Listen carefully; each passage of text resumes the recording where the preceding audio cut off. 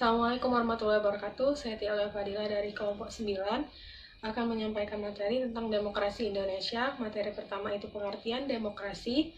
Demokrasi secara etimologi itu berasal dari kata demos dan kratos, di mana demos itu artinya rakyat dan kratos artinya kekuasaan. Jadi demokrasi itu kekuasaan suatu sistem pemerintahan di mana kekuasaan itu ada di tangan rakyat.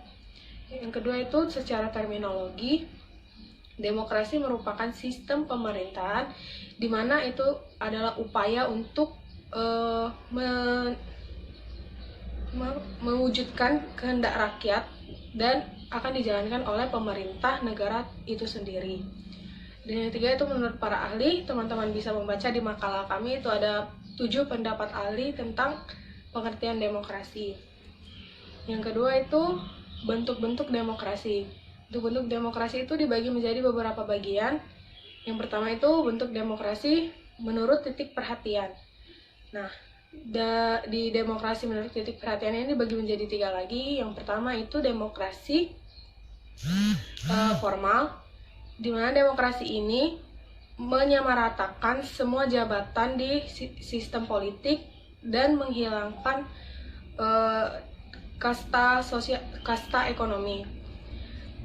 Terus yang kedua itu demokrasi material. Demokrasi material ini menyamaratakan kasta sosial ekonomi seluruh penduduk di negara tersebut. Terus yang ketiga itu demokrasi campuran. Demokrasi campuran ini untuk mensejahterakan rakyat, menghapus kasta sosial ekonomi, dan menganggap kekuasaan itu sebagai suatu bentuk yang sah. Terus yang kedua itu demokrasi secara ideologi. Nah, demokrasi secara ideologi itu dibagi menjadi 3 lagi. Yang pertama itu demokrasi liberal. Demokrasi liberal itu demokrasi yang bebas dan menyampingkan tujuan bersama. Nah, demokrasi ini dipakai di Amerika dan Inggris. Terus yang kedua itu demokrasi proletar. Demokrasi proletar ini menyamakan seluruh warga negara, haknya itu disamakan, tidak ada kasta sosial ekonomi di sana, dan demokrasi ini dipakai biasanya di negara komunis seperti Polandia dan Rusia. Dan yang ketiga itu demokrasi Pancasila. Demokrasi Pancasila itu menjadikan Pancasila sebagai dasar negara, dan ciri khasnya itu tatanan negaranya itu sesuai sosial budaya di negara itu sendiri. Nah, demokrasi Pancasila ini dipakai di Indonesia. Terus yang ketiga itu bentuk demokrasi berdasarkan kehendak rakyat. Yang pertama itu demokrasi langsung. Demokrasi langsung itu rakyat langsung ikut serta dalam segala urusan negara. Dan yang kedua itu demokrasi tidak langsung, di mana rakyat itu jika ingin bersuara, mereka itu menyampaikan suaranya ke wakil rakyat. Dan yang ketiga itu demokrasi secara sistem referendum, di mana rakyat itu memilih wakilnya untuk duduk di parlemen, dan di bangku parlemen itu kontrolnya ada di tangan rakyat. Terima kasih, mungkin itu saja yang dapat saya sampaikan. Assalamualaikum warahmatullahi wabarakatuh. Assalamualaikum warahmatullahi wabarakatuh. Di sini saya akan menjelaskan penjelasan berikutnya. Tadi yang akan saya jelaskan saat ini adalah ada 2 poin. Yang pertama itu adalah mengenai nilai-nilai demokrasi, dan yang kedua itu adalah mengenai kelebihan dan kekurangan demokrasi. Oke, langsung saja. Yang saya akan jelaskan yang pertama itu adalah tentang nilai-nilai yang terkandung di dalam demokrasi. Sebuah ahli bernama Harry Bimayo dalam bukunya yang berjudul Education Democratic Theory, ia merincikan ada beberapa nilai-nilai yang terkandung di demokrasi. Langsung yang pertama, jadi demokrasi itu menyelesaikan persoalan-persoalan di dalam negaranya itu secara damai dan melembaga. Oke, yang kedua itu adalah menjamin terselenggaranya perubahan secara damai di dalam suatu masyarakat yang sedang mengalami perubahan. Itu yang kedua. Oke, yang ketiga adalah menyelenggarakan pergantian kepemimpinan secara teratur. Seperti yang kita ketahui bahwasanya kalau negara demokrasi itu menyelenggarakan pergantian pemimpinnya secara demokrasi atau dipilih secara langsung oleh masyarakat. Yang berikutnya itu adalah mengakui bahwasanya dalam suatu negara tersebut banyak keberagaman seperti di Indonesia ya. Di Indonesia sendiri kan saat ini di Indonesia kan keberagaman yang terdapat di Indonesia sangat banyak ya, dan di negara demokrasi itu sangat diakui seperti itu. Baiklah, kalau yang tadi itu adalah nilai-nilai dari demokrasi, yang berikutnya akan saya jelaskan itu adalah mengenai kelebihan dan kekurangan dari demokrasi. Jadi yang pertama itu adalah mencegah tubuhnya bersifat otokratis. Jadi otokratis itu adalah pemerintah yang berpegang pada satu orang, itu otokratis. Kemudian yang kedua, kelebihan yang kedua itu adalah menjamin warganya untuk menggunakan hak asasi manusia. Itu yang kedua. Dan yang berikutnya itu adalah menjamin kebebasan pribadi lebih luas daripada sistem-sistem yang lainnya. Kemudian yang berikutnya itu adalah melindungi orang-orang yang berhubungan dengan kepentingan pokok, misalnya. Jadi orang-orang itu berhubungan dengan kepentingan pokok mereka. Contohnya keberlangsungan hidup, dengan keberlangsungan hidup negara tersebut.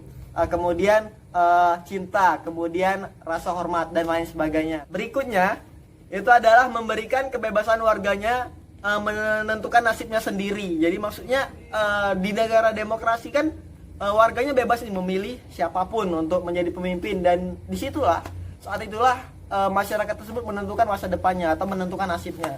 Yang keenam itu adalah kalau sistem demokrasi ini membantu perkembangan lebih dari sistem-sistem lainnya. Oke, jadi demokrasi ini bisa dikatakan lebih baik daripada sistem-sistem lainnya.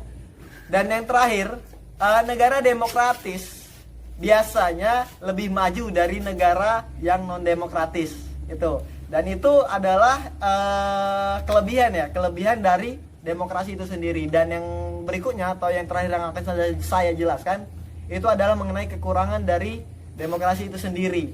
Jadi langsung yang pertama, kekurangan dari demokrasi itu adalah di dalam demokrasi menganggap semua masyarakat sederajat, atau sama. Tapi para pengkritik demokrasi membantah hal tersebut. Mereka mengatakan bahwasanya manusia di dalam masyarakat terdapat banyak perbedaan dalam berbagai hal itu. Yang berikutnya itu adalah di dalam demokrasi yang memerintah adalah publik. Jadi yang memerintah adalah publik. Sedangkan publik seringkali bereaksi secara mencolok. Itu. Yang berikutnya itu adalah demokrasi itu didasarkan atas sistem partai. Sedangkan partai sendiri biasanya meletakkan perhatiannya kepada kepentingan mereka sendiri, tanpa mementingkan kepentingan bangsa mereka. Itu. Dan yang berikutnya atau yang terakhir itu adalah propaganda partai itu sangat besar terhadap masyarakat, sehingga propaganda tersebut berdampak buruk lah terhadap masyarakat. Itu saja mungkin yang dapat saya jelaskan. Saya meminta maaf jika ada kata-kata yang salah atau kata-kata yang kurang. Sekali lagi saya minta maaf. Pada Allah saya mohon ampun. Akhirul kalam. Wassalamualaikum warahmatullahi wabarakatuh. Nah, di sini saya akan menjelaskan mengenai pendidikan demokrasi di Indonesia.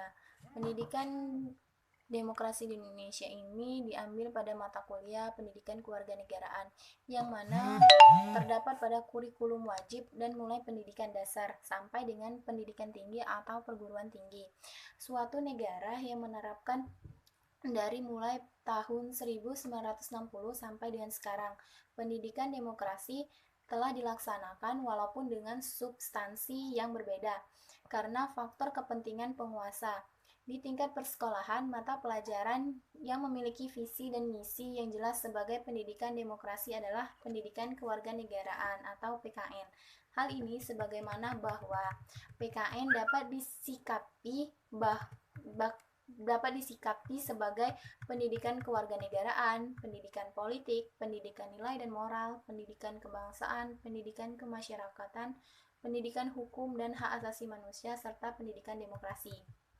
Nah, secara keseluruhan, pendidikan kewarganegaraan memiliki fungsi yang strategis untuk mewujudkan esensi tujuan pendidikan nasional, membentuk warga negara yang demokratis dan bertanggung jawab. Nah, pentingnya pendidikan kewarganegaraan sebagai wahana formal pendidikan demokrasi didasari oleh pakar pendidikan dan para pengambil keputusan. Hal ini sebagaimana tercantum dalam pasal 37 Undang-Undang Nomor 20 Tahun 2003 tentang Sistem Pendidikan Nasional Sistem Demokrasi dimanapun berada. Pada dasarnya untuk melindungi hak-hak warga negaranya dan secara tidak langsung menginginkan warga negaranya memiliki wawasan, menyadari keseharusannya serta menempatkan partisipasinya sesuai dengan status dan perannya dalam masyarakat. Baiklah teman-teman, itulah penjelasan dari saya mengenai macam-macam bentuk perubahan demokrasi di Indonesia dan pendidikan kewargaan di negara Indonesia. Sekian, saya kembali ke moderator. Saya akhiri, wabillahi taufiq wal hidayah. Wassalamualaikum warahmatullahi wabarakatuh.